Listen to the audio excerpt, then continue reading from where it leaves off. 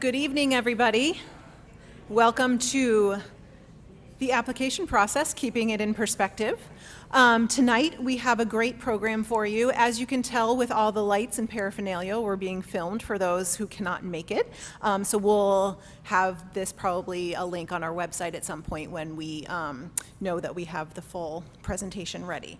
So I am Heather Rodríguez. I'm the Director of School Counseling for the district, and the Counseling Department would really like to thank you for coming out, especially on this rainy evening, to come, and we hope that you find this presentation really valuable. Tonight we have a few of the counselors with us. So we have Jessica Gawel, Erin Krall, myself, and Bianca George. And we're here to talk about the college application process, and then once we're done with the presentation, we'll give you a chance to ask questions at the end. Just a technical note, we do have an audience mic down here in the front so that the presentation can hear the question that's being asked. And then we'll go ahead, and if we need to, we'll repeat the question for the rest of the audience. So we ask if you do have questions, if you could come on up to the mic, that would be excellent. So tonight's topics include the college search and selection process, the application specific here to Hingham High School, recommendations, associated forms, the common application, Naviance, and that syncing process, important factors in college application review, standardized testing, and a brief overview of financial aid. So we hope it provides some excellent insight into the process and will help guide you through this exciting but sometimes anxious time. So what's happening now? Counselors have begun senior seminars and individual meetings which build upon last year's junior seminars. Our current focus is navigating the application process as the search and selection phase for seniors is winding down. The ultimate goal is to find schools that are the best fit both academically and socially. So keep in mind that the quality of a school doesn't necessarily correlate with its name recognition. For seniors, you're narrowing your list right now, and for juniors ready to start building a list, there are a lot of factors to think about. What are the course offerings, extracurricular opportunities? Does the school look like what you've always envisioned a college to look like? Whatever your criteria, seek out as much information as you can. You can get to know colleges in many ways. Visiting campus is really the best way to do that.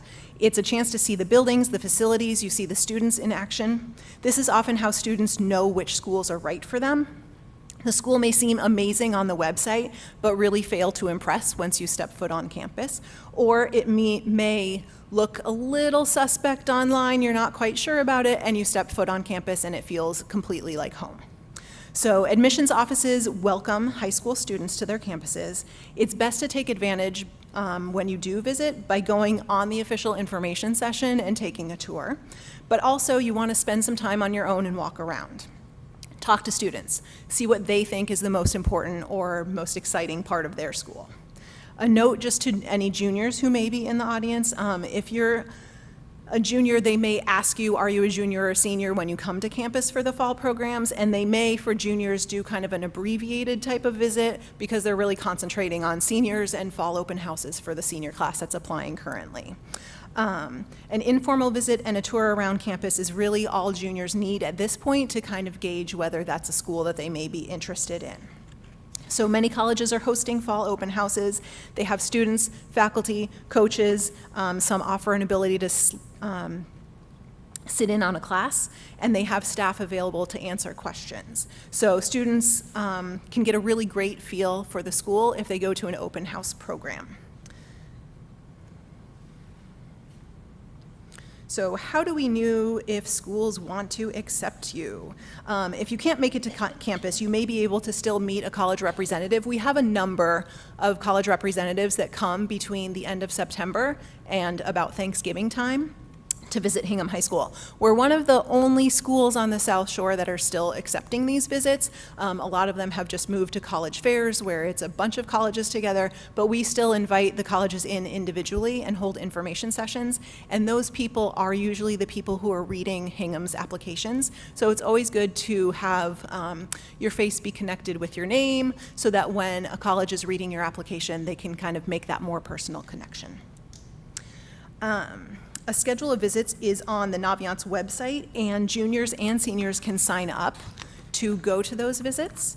And you want to make sure that you register ahead of time on Naviance. I think you have to do it at least 24 hours ahead of time so that we know how many students to expect and then where we can locate those visits. But they're usually in the counseling office. So students may want to interview with a college as well. Colleges really vary in their approach to interviews. Some require them, some don't offer them anymore at all, and there's a bunch of different degrees in between. So you want to take that opportunity, if they make it available, to make another personal impression, and again, put your face with your application. They're rarely evaluative. They're not trying to quiz you. They're not trying to ask you really tough questions. They're just trying to start a conversation, see what your favorite subject matter is, see what activities excited you, and see what makes you, what makes you interesting, and what makes you interested in that particular school, and to see if you're a good fit for them.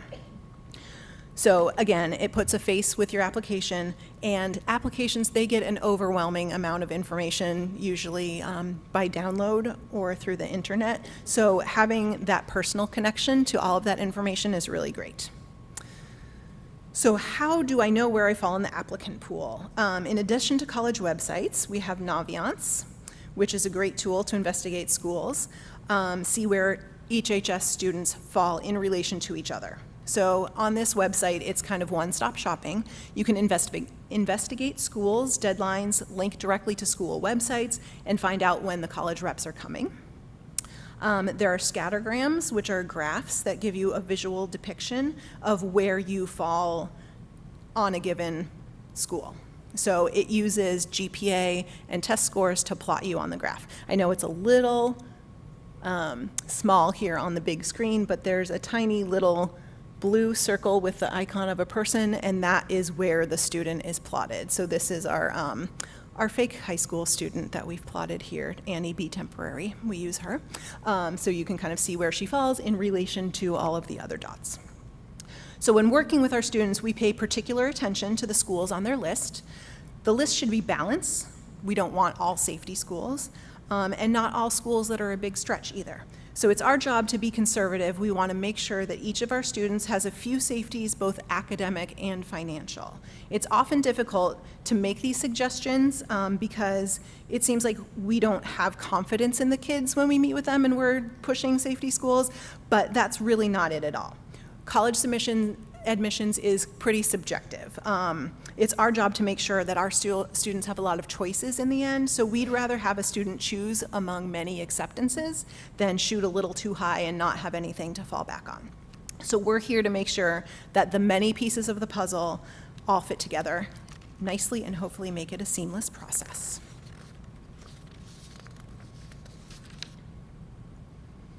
All right, so now we're going to talk about how do I actually go about applying and what's the process here at Hingham High School. And for that, Miss Jessica Gawel is next.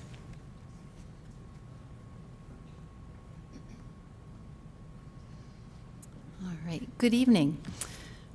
Once students have completed the college search and selection process, as Ms. Rodriguez just described, they will be working to put together a final list of colleges they plan on applying to.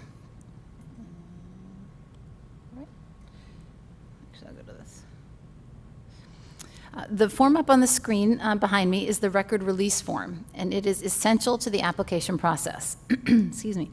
Students must complete the record release form for each school they plan to apply to. So if their final list has 10 schools, they will fill this form out 10 times. By doing so, they're giving us in the counseling office permission to send their individual academic information to the colleges of their choice, either electronically or by mail. For all information that is being sent electronically, which is most of it these days, students must complete the FERPA waiver and Common App matching process. Actually, on September 12th, Ms. Rodriguez sent an email to all seniors and parents that contain a video with a step-by-step tutorial explaining that process. So you all should have that, but should you have any questions, if you missed that, please see your individual counselor or have your student see the individual counselor. All right, back to the record release form. This form must be turned into your counselor at least 10 school days prior to your first college deadline. Once we have received the record release form, we will write the student's letter of recommendation and put together the student's transcript. It is then our responsibility in the counseling office to send the student's transcript, letter of recommendation, and our school profile to the colleges. And the school profile is essentially a list of all of the courses that we offer here at the high school. The student is responsible for completing and submitting their actual college application. And many colleges today accept the Common App. The Common App is a general application that can be completed one time and submitted to a number of different schools. If you go to thecommonapp.org, it will give you a list of the participating schools there. If you do use the Common App, which majority of students will, please pay close attention to any supplements or additional information that the colleges may require. This information is also listed on their website. It is also the responsibility of the student to pay close attention to deadlines for their individual schools. Deadlines can be found on the actual college website, on Naviance site, or on commonapp.org. I always recommend to my students that if they have a regular decision deadline, regardless of what that might be, that they plan on submitting all of their work, or at least having it prepared before the holiday break in December, so that way they know it's done, they can leave, enjoy themselves, and not worry. I'd also want to mention, this comes up often, more and more of our students are applying early to colleges, therefore contemplating early action or early decision. Early action is non-binding. A student applies early, typically November 1st or November 15th, and then they learn early, usually mid-January, if they have been accepted, denied, or deferred to regular admissions. Early decision, on the other hand, is binding. By applying under this plan, a student is agreeing to attend the college if accepted. They will sign a contract stating that they will in fact attend if accepted, and they will withdraw all other applications that they have submitted. This is a very big decision, one that certainly needs to be discussed. Student, family, counselor, I always say to my students, it's almost like a marriage. It's you and no other. So they need to be sure that that is the school for them, no questions asked. And a little side note, we do sometimes have students who will come in and say, oh, I'm thinking ED at here or here, and mention two schools, and then we'll say, then ED is probably not a good plan, because it should just be one, the one and only for you. But if you have questions at all about early decision, please obviously discuss that with your counselor as well. All right. I would now like to introduce Mrs. Krall, and Mrs. Krall will be discussing recommendations and relevant forms.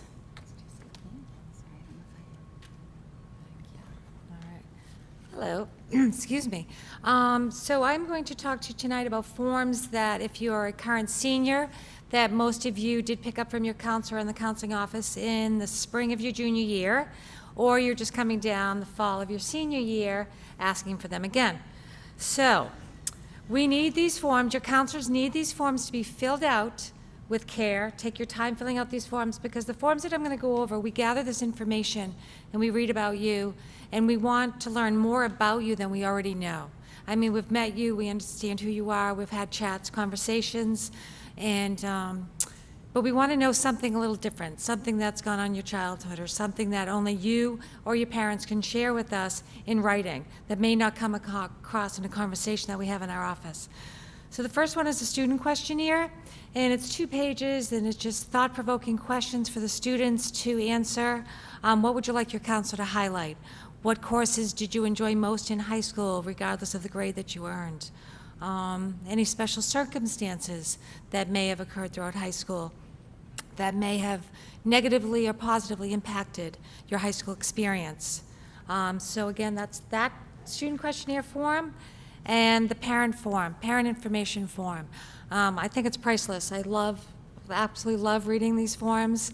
I don't know if the Heisners are here, but the flute is the most beautiful instrument. I just read that tonight, and the whole process of how their daughter came about that.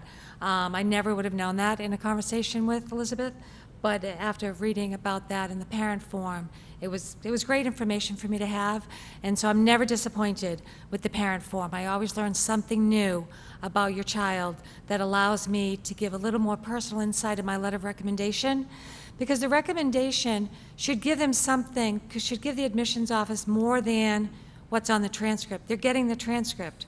They're going to see what grades your child has earned, what courses they've taken. They're going to know their GPA. They're going to get their common application, which is going to list all the courses again that they took in high school. It's going to list all of their activities. So our letter should not be a repeat of what they're already being told. Rather, something they would not know otherwise is what our letter should include. So again, parent and student questionnaire are very, very important and helpful to us. Another form that we give to students, and it's not as, some of us love it, some of us use it, some of us kind of are in between, but it's a student descriptive summary. So your children are going to ask 2 teachers for letters of recommendation. Those letter recommendations we call formal letters, and the teachers upload their letters to Naviance and send them directly to the colleges that your children are applying to. The student descriptive summary we call an informal. It's a green sheet, and some of us give it to our students if we feel like we need a little bit more. And we ask the students to give them to a teacher that is not writing their formal letter of recommendation. It can be any teacher they want. It does not have to be in a core subject. It doesn't have to be from junior year.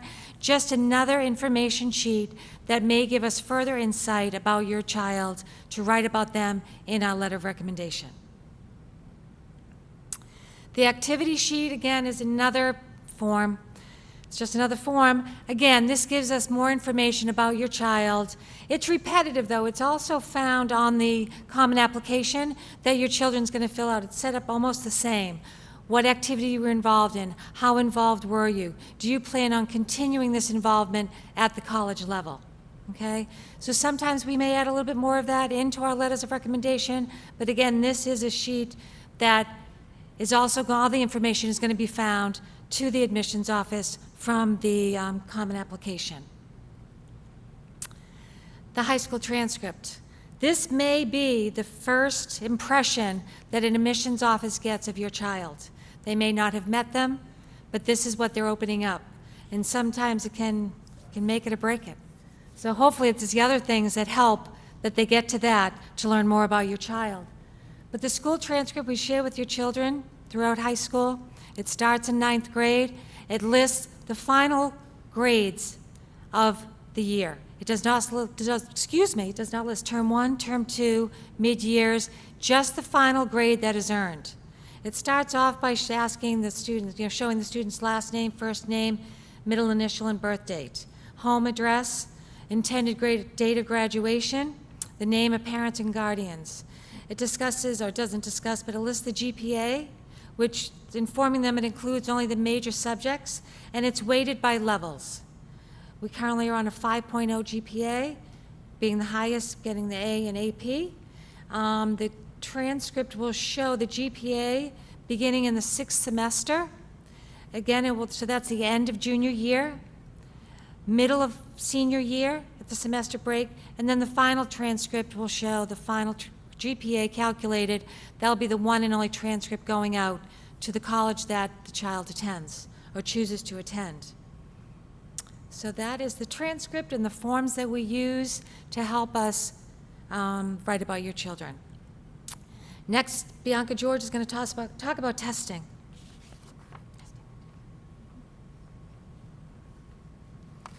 Hello, I'm Bianca George. So most schools will require some sort of standardized test, whether that be the SAT or the ACT.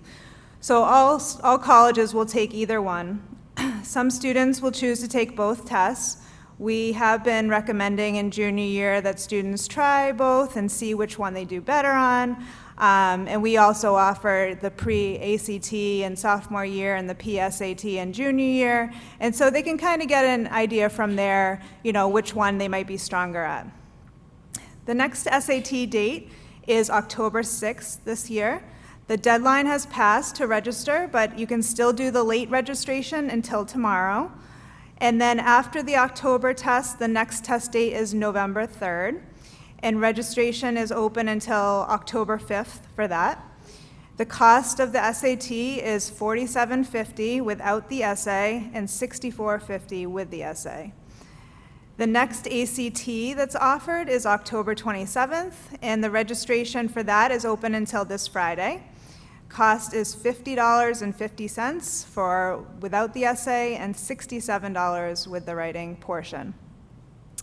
The SAT itself has, we've gone back to the old SAT, or the one that we've, probably used to, is it has two sections, the critical reading and the math, and then there's an optional essay.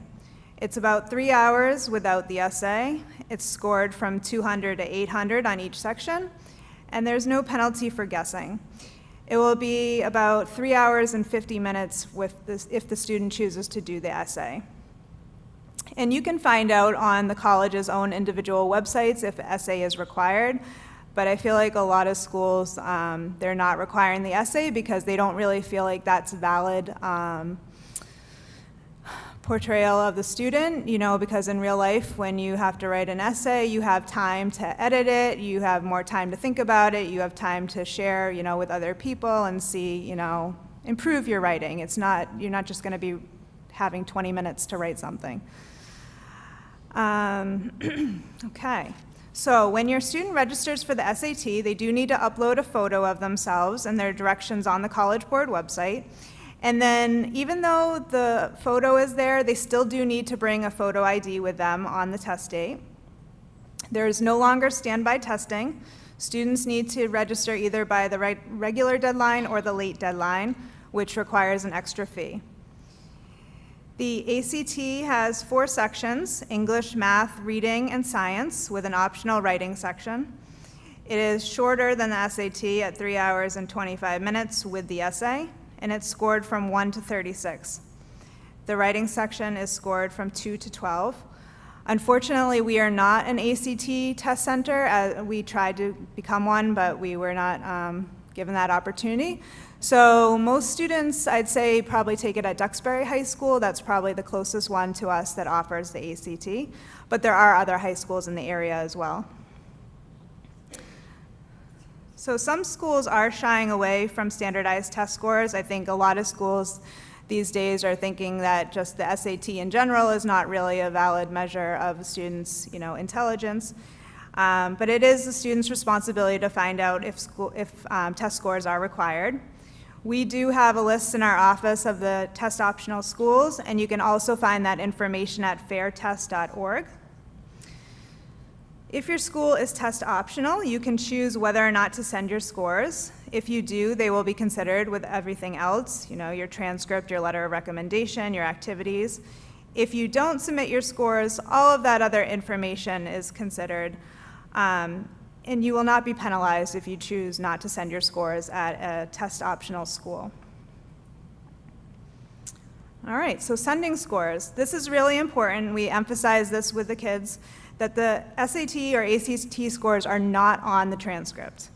It is the student's responsibility to have their scores sent directly from the College Board for SAT scores or the ACT Corporation for ACT scores. Contact information can be found at collegeboard.org for the SAT, act.org for ACT, and colleges will choose the best scores. So we recommend sending all of your test administrations, and then the colleges will pick the best from each administration. Requests for scores can be done over the phone in a written request or sent online. Most people do it online. You can send up to 4 score reports for free with the SAT. Each additional report is $12. And you can have the 4 free reports up until 9 days after the test is taken. Some schools, this is new this year, some schools are allowing for self-reporting, which is really nice. So what that means basically is that the students can just report them on their Common App, and they don't have to send them directly from the test center, from the College Board or the ACT. And if you want to find out that information, you should just look on your college's website and they will tell you. And of course, they'll follow up with a real report at the end where the student chooses to attend. The school will require that they get an official report from the testing agency. But if you can save yourself some money, I definitely suggest doing that. With both the ACT and the SAT, you can choose which test administrations you want sent, which is called score choice. And if you don't choose specific ones, all your scores will be sent. So subject tests. How do I know which schools require subject tests? This will be, and all the information will be on the college's own websites. It's also on Naviance and College Board. And there are very few schools that are actually requiring subject tests these days. I think it's about like 10 schools that still require them. Other schools have said now that they're recommended, but it's really Ivy League schools and other very competitive schools. Subject tests are hour-long tests in specific subjects. You can take 3 during one test administration. If your student took 1 as a freshman or a sophomore, it will be included in your child's score report. Schools that do require subject tests usually require 2 or 3, and they're usually of your own choice, but you may want to consider your major. So if you're majoring something like engineering, you'd probably want to send a math and a science subject test. If a student is interested in the language with listening tests, those are only offered in November. And there are many different opportunities for prep. So we have information in our offices about different companies, and there are many different courses and tutors out there that can help students prepare for the SAT or the ACT. Courses are offered through private companies such as Summit, Revolution Prep, Princeton Review, Kaplan, local colleges. We have a class here in the spring for the SAT. And the style of the course really depends on the needs of the student. You know, you have to think about, will my student be successful in a class of 25 students, or do they need one-on-one tutoring? All right, so post-secondary planning, we are very fortunate to have Mrs. Savory in our office. She is the post-secondary planning coordinator. She also has a small caseload as well, but she is there to help with any kind of career help, college search, and college application assistance. She's running workshops every Wednesday after school from 2:30 until 5 o'clock. And that's a really great resource for the kids. They can just drop in, they don't have to sign up, they can come and go as they please, they don't have to stay till 5, you know, they can come at 4 and stay till 5, whenever they want in that time frame. And it's really helpful because she just will, you know, go over the Common App, answer any questions, help them fill it out. I'd really suggest that students take advantage of that, and we've told them about that as well at the seminars. All right, so just a little bit about financial aid. We do have a financial aid night, which I really encourage you guys to attend. But the one really important form that you need to know about is the FAFSA. So that's the free application for federal student aid. And make sure when you go to the FAFSA website, you do fafsa.ed.gov. It's a government website. So you're going to enter all your personal information. The government's going to say, okay, we think your family can afford X amount of money, and then they're going to give that figure to all the colleges, and then that's how the colleges will determine your financial aid package. So FAFSA is required at every school where you're going to ask for financial aid or be interested in that, and you just fill it out one time, which is convenient. You will need a PIN number, and your student will also need a PIN number. And this goes live October 1st, so I would recommend doing it as soon as possible after October 1st. What's nice about how they've redone the FAFSA is back in the day, you had to wait for your taxes to be done, but now they let you use the prior year's tax returns. So you already have all the information, and it's really just filling things in at this point. There's also the CSS Profile, which is another form that's required only at certain colleges, mostly private schools. And this is through the College Board website. So you can go on collegeboard.org and see, you know, which schools require the profile.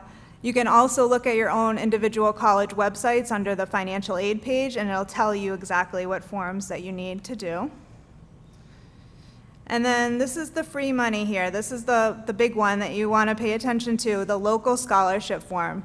So this comes out in December or January every year. We are very fortunate that we have a lot of money to give out in the town. So if a student fills this out, they're pretty much guaranteed to get something. So we really, really remind the kids often to fill this out. It's due back in March. You have 2 or 3 months to fill this form out. It's literally 2 pages. The first page asks the students questions like, do you play a sport? Do you play an instrument? What major do you want to do? Very, very simple questions. So that is required with a parent signature. The second page is totally optional. That is your financial information. So if you feel like you might qualify for something that's need-based, please fill that out. If you don't, and you just want to be considered on the basis of the sports and the extracurriculars and that sort of thing, then you just need to fill out the first side. So it's a really, really quick form, and we're very, very strict on the deadline. We don't accept the form a minute after it's due on the deadline date, so definitely make sure to fill that out. And then this is our financial aid night. As I mentioned, it's done by MEFA, Massachusetts Educational Financing Authority, and they do a great job explaining all the nitty-gritty about financial aid. It's really a good presentation, so I'd recommend that you come, especially if you have a senior that's your oldest child. It's really helpful. And that will be Tuesday, October 9th at 7 p.m. here in the auditorium. And I think that is the end. All right, so that is the informational end to the evening. So now we want to see if you have any questions, anything that piqued your interest, or you just want to explore a little bit further. So I encourage you to step up to the mic just so everyone can hear the question, and we'll get going. Any questions? Or were we so informative that we answered everything you ever wanted to know? If you could, that would be great. Thank you.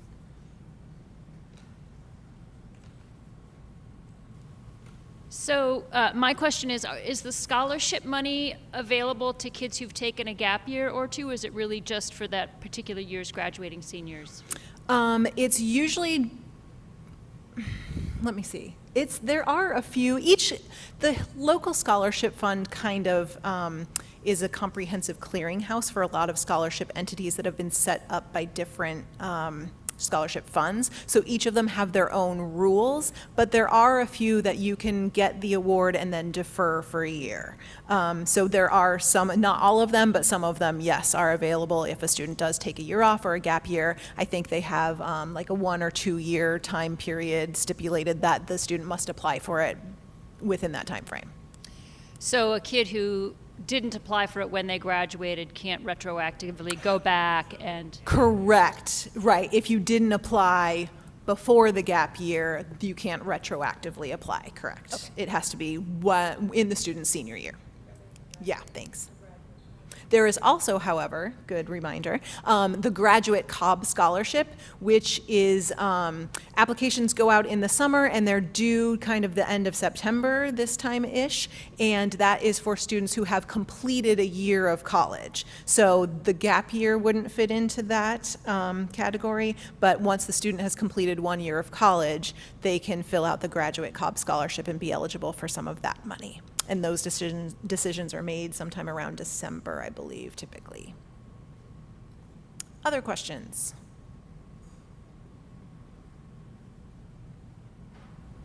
Just very briefly, the Wednesday counseling session, where is that held? So the question is about the Common App workshops after school on Wednesdays. That is in the counseling office. So Mrs. Savory has a Chromebook cart, and so students can hop online or they can bring their own laptop. So come on down to the counseling office for that. And that's good also, sometimes kids just have a hard time scheduling in when they're gonna even start completing the Common App. So if they just build that into their schedule that every Wednesday after school, they're gonna go chip away at it a little bit, that's a really great place to kind of go get that done. Instead of having your mom say, come on, sit down, do that, it helps to just have a regular appointment, we find. What else?